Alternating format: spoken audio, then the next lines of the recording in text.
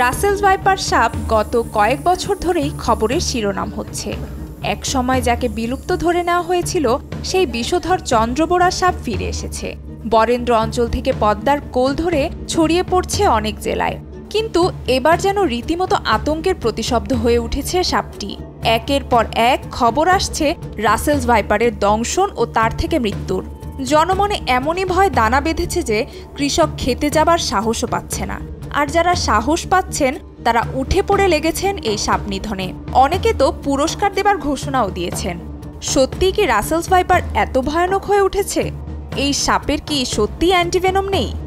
এমন হাজারো প্রশ্ন ঘুরপাক খাচ্ছে জনমনে। রাসেলস ভাইপার সবচেয়ে বিষধর এই কথাটি আসলে সঠিক না। দেশের গোখরা আর কেউটেও এর চেয়ে বেশি বিষধর। মানুষের মৃত্যুও হয় মূলত এই দুই প্রজাতির সাপের কামড়ে। স্বাস্থ্য অধিদপ্তর বলছে ২০২৩ সালে ৪ লাখ সাপের কামড়ের ঘটনা ঘটেছে। এতে ৭,৫০০ মানুষের মৃত্যু হয়েছে। এর মধ্যে বেশিরভাগ মানুষই মারা গেছে কালাজ ও গোখরার কামড়ে।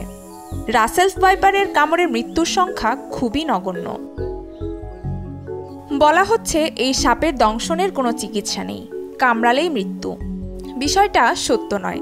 সর্পদংশনের চিকিৎসায় দেশে যে অ্যান্টিভেনম ব্যবহৃত হয় সেই পলিভ্যালেন্ট রাসেলস ভাইপারের বেলাতেও সমানভাবে কার্যকর।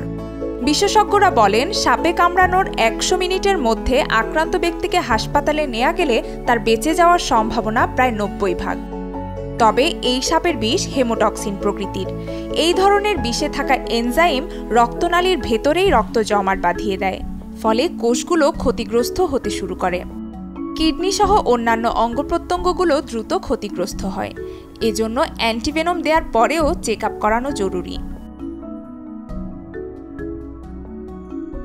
অনেকে বলছেন এই সাপ ভীষণ খ্যাপাটে, তেড়ে এসে কামড় দেয়। আসলে অন্যান্য সাপের মতো রাসেলস ভাইপারও আক্রান্ত না হলে কাউকে আক্রমণ করে না। দেখতে অনেকটা একই রকম হওয়ায় অনেকে অজগর ভেবে ধরতে যান।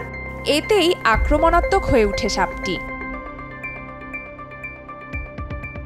এই প্রজাতির সাপ দ্রুত বংশবিস্তার করতে পারে এমন কথাও শোনা যাচ্ছে। অথচ রাসেলস ভাইপার ৬ মাস গর্ভধারণের পর ২০ থেকে ৪০টি বাচ্চা দেয়, যার বেশিরভাগই প্রাপ্তবয়স্ক হওয়ার আগেই নানা কারণে মারা যায়। আমাদের ইকোসিস্টেমে রাসেলস ভাইপারের মতো বিষধর সাপ খেয়ে ফেলে এমন প্রাণী যেমন বেজি, গুইসাপ, ঈগল কিংবা অন্যান্য বিষধর সাপ যেমন শঙ্খিনী, কোবরার সংখ্যা দিন দিন কমে যাচ্ছে। ইকোসিস্টেমের ব্যালেন্স না থাকায় বেড়ে যাচ্ছে রাসেলস ভাইপারের সংখ্যা। বাসস্থান ও ইকোসিস্টেম ধ্বংস হয়ে যাওয়ার কারণেই জনপদে নিয়মিত দেখা মিলছে এই সাপের। তবে তাই বলে রাসেলস ভাইপার দেখামাত্র মেরে ফেলাটাও কাজের কথা নয়। প্রতিদিন খবর মিলছে দলবল মিলে এই সাপ পিটিয়ে হত্যার। আতঙ্কে বিভ্রান্ত মানুষ অন্য প্রজাতির সাপও মেরে ফেলছে রাসেলস ভাইপার মনে করে। কিন্তু সাপও পরিবেশের জন্য অত্যন্ত প্রয়োজনীয়। সাপ কমে গেলে ইঁদুরের প্রাদুর্ভাব বাড়তে পারে, যার প্রভাব পড়তে পারে কৃষিতে। তাই বরং রাসেলস ভাইপার নিয়ে আতঙ্কিত না হয়ে সাবধানে চলাচলের পরামর্শ দিয়েছেন বিশেষজ্ঞরা। সন্ধ্যার পর লাইট নিয়ে বের হওয়া, ঝোপঝাড় এড়িয়ে চলার মতো ছোট ছোট সাবধানতা মেনে চললেই সাপের কামড় থেকে অনেকাংশে রক্ষা পাওয়া সম্ভব। আর সাপ যদি কামড় দিয়েই দেয় তাহলে ওঝা বা কবিরাজের কাছে গিয়ে সময় নষ্ট না করে দ্রুত হাসপাতালে নিয়ে চিকিৎসা নিতে হবে। জেলা পর্যায়ের সরকারি হাসপাতালগুলোতে বিনামূল্যে অ্যান্টিভেনম দেওয়া হয়। নুসরাত আহমেদ উর্নিশা, যমুনা নিউজ।